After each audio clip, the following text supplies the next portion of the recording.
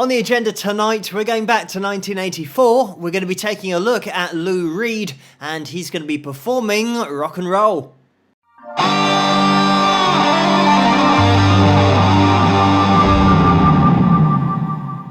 Hello, Phil here from Wings of Pegasus, and welcome to another analysis video. If you enjoyed this video, please give it a thumbs up and subscribe.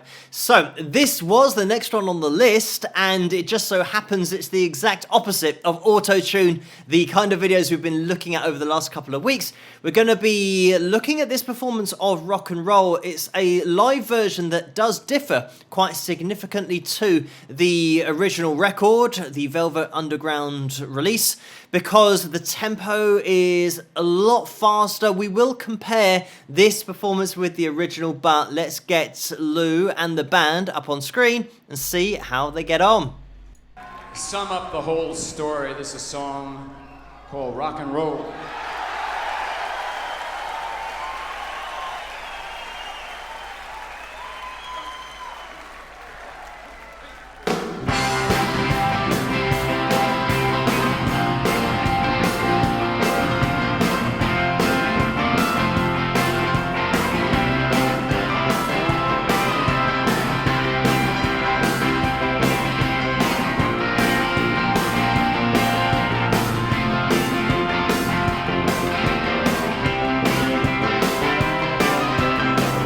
Gina said when she's just 5 years old, there's nothing happening at all. Now every time she puts on the radio, nobody's doing it at all. Now one fine morning she puts on a New York station, she can't believe what she heard at all. But she started dancing to that fine, fine music, but like we say about rock and roll.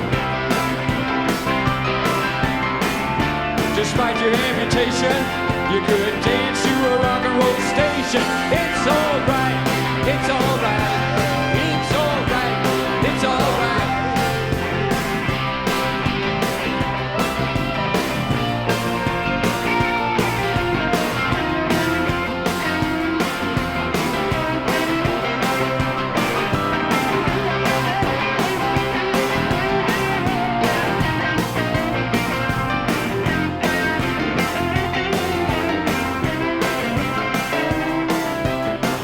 Gina said when she's just 5 years old, there's nothing happening at all.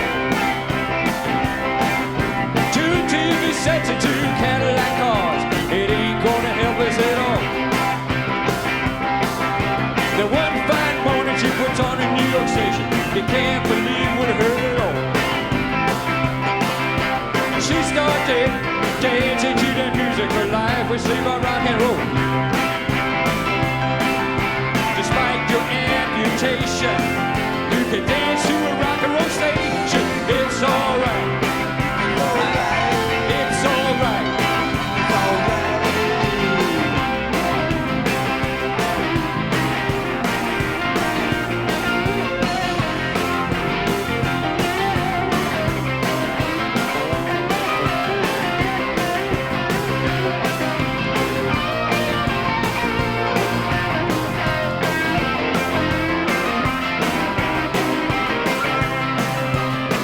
Gina said when she's just 5 years old, there's nothing happening at all. Every time I put on the radio, nobody's doing it at all. Then one fine morning puts a New York station, can't believe what you heard at all. She started dancing to the music, her life saved by rock and roll. You could dance to a rock and roll.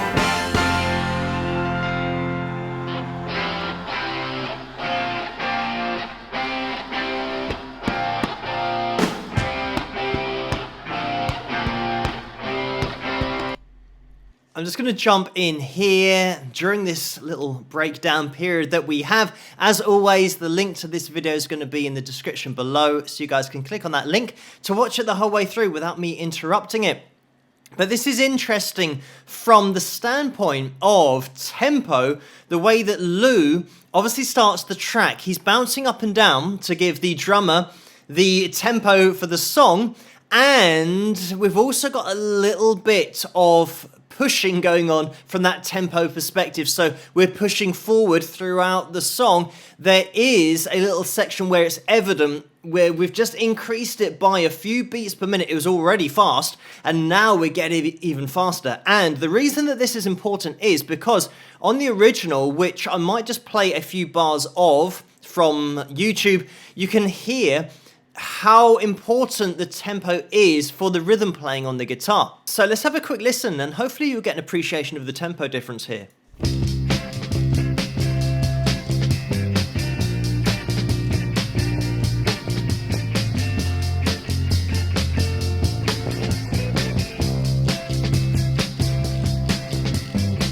And there we have it. So we also miss out that fill that we've got. So when we're starting on, we're in C here, we've got this little bit of alternate picking. It's really mixed in with the rhythm. So we have this, that little skip there. And here I'm playing my C, the fifth, and the octave there. Really focusing on the low strings of your guitar, rather than kind of...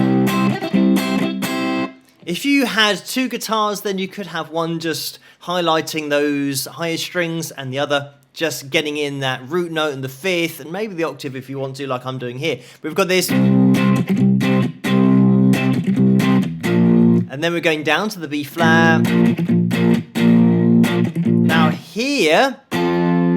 When we jump over to our F, we've got this, and there's definitely that high E string in there. And you can see by the way that Lou plays, I'm not sure we'll get it with that still.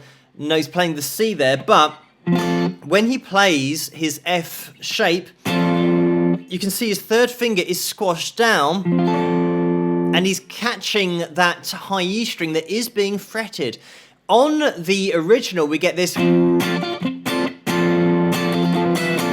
And there's a little fill that's thrown in with the little finger barring on the 12th fret. But you don't necessarily hear that in the live version. Because of the push tempo, there's now less time to put all of this musical information in there. So by the time you've heard it, it's already gone.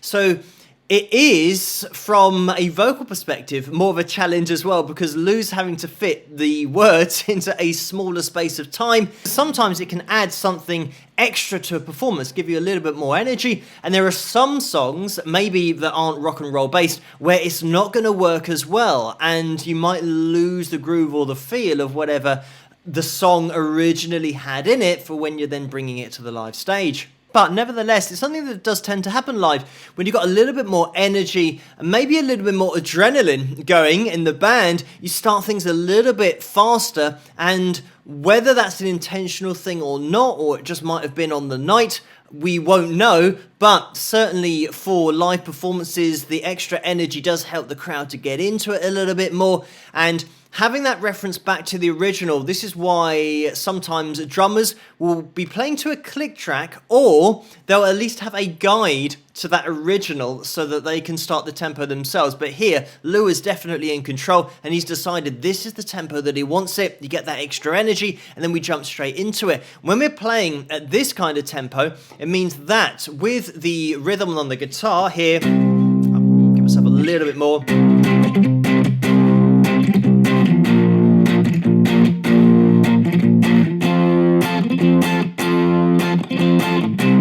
We've got that kind of approach, which means that when we get into our... we don't really hear that fill, because it probably would sound a little bit rushed like it did there in order to fit it all in. Just to point your attention in the direction of Lou's vocal, because it's a great lesson in artistry, because sometimes he will be close to notes, but he's very much just talking the lyrical content of the composition to make sure that you can understand it, but that's how he worked artistically.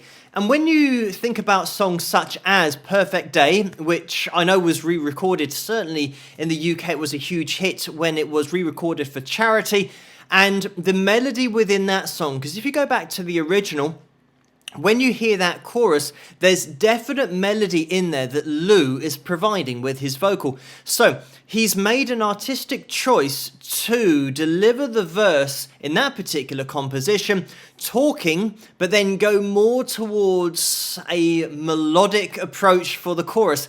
And it's a really interesting contrast that you get.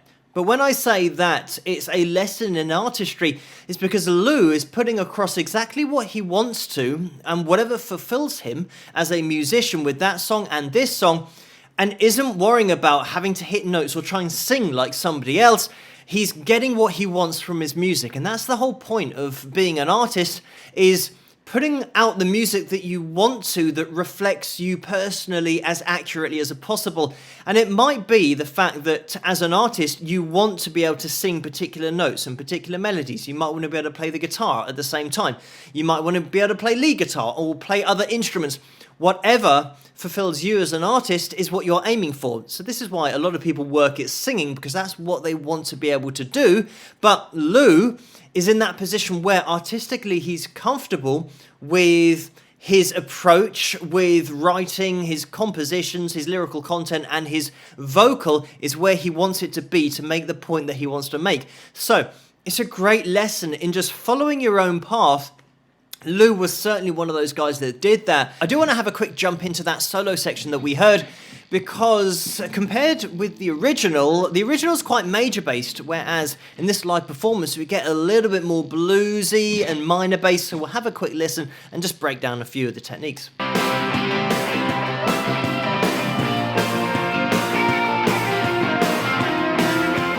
So great example there of starting with a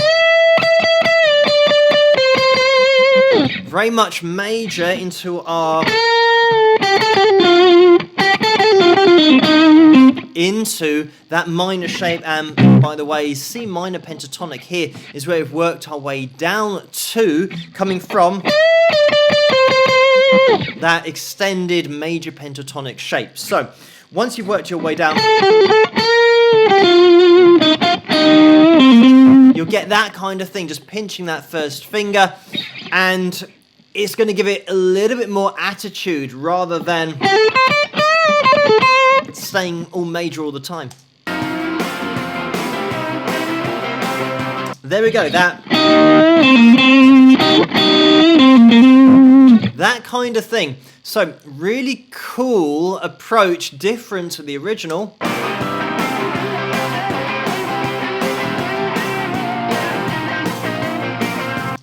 And we've got this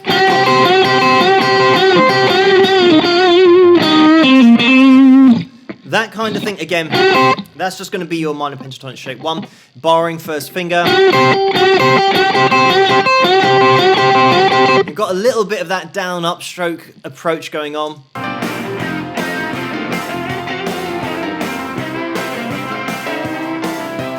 And we've got that just pedaling between first finger, third finger, minor pentatonic shape here, and we actually end with a little tweak towards our major there. So it means that our major third, just to finish off, getting ourselves into the chord to get back into, and this is going to be our C major. So this is why there's a little pinch towards there, because that note's going to be part of the chord that's coming in for the verse.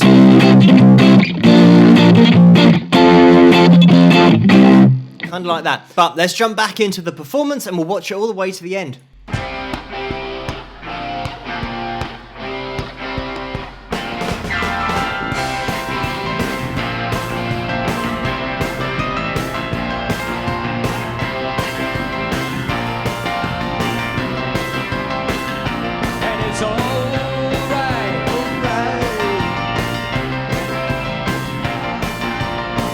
Don't you know it's alright? It's alright.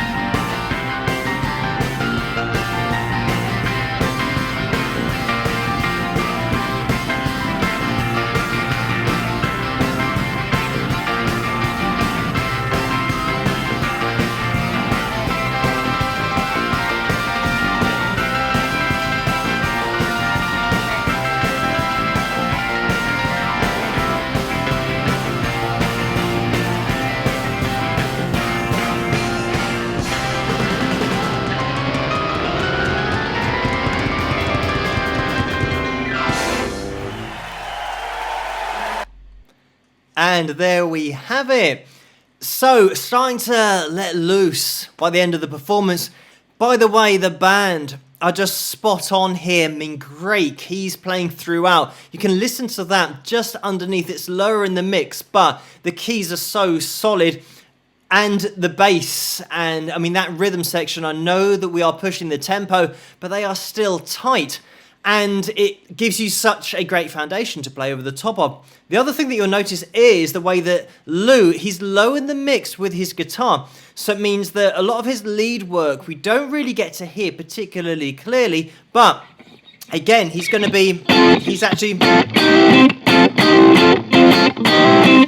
a lot of that, you know, real Chuck Berry type lines going on there. Of course, being called rock and roll, you expect to hear that, but it's a lot of technique to throw together lead lines that, you know, having that kind of lead ability isn't automatic. You need to work at that quite a lot. Even the rhythm work is going to be something that you might not notice and it will fly under the radar. That little upstroke that we have, taken from that original, just that. Those little upstrokes and downstrokes, just alternating that pick, is complex. It's not something, we're not just going and doing a basic downstroke pattern. We've got that little gallop, you know, when you have that you hear in heavier music, heavier genres. There's a world of difference between and, you know, one sounds like a band maybe rehearsing in the garage, the other sounds more accomplished. And that's all technique in the right hand. It takes a lot of practice, but Lou obviously had that technique and that technique in the left hand for lead playing as well. But Lou really is the antithesis of auto-tune. He just speaks across those lyrics, and when you're listening to his recordings, you will hear the harmony lines that he's produced in the studio, where he is hitting a melody and particular notes, but then for the main line, he's more talking those lyrics across. So he was one of those true artists, had his own direction, followed his own path, and it's a great example, as I've said in this video, that if you are a musician yourself and an artist yourself, it's all about following the route that makes you identify with your own sound the most. And it might be just talking lyrics, it might be working at your voice to hit melodies. It's all about your own individual journey, and Lou certainly had one of those. Thank you guys for suggesting this video for me to take a look at, and keep those suggestions coming in the comments below. Let me know what you guys think, and if you did enjoy this video, please give it a thumbs up and subscribe, and I'll see you guys at the next one. Rock!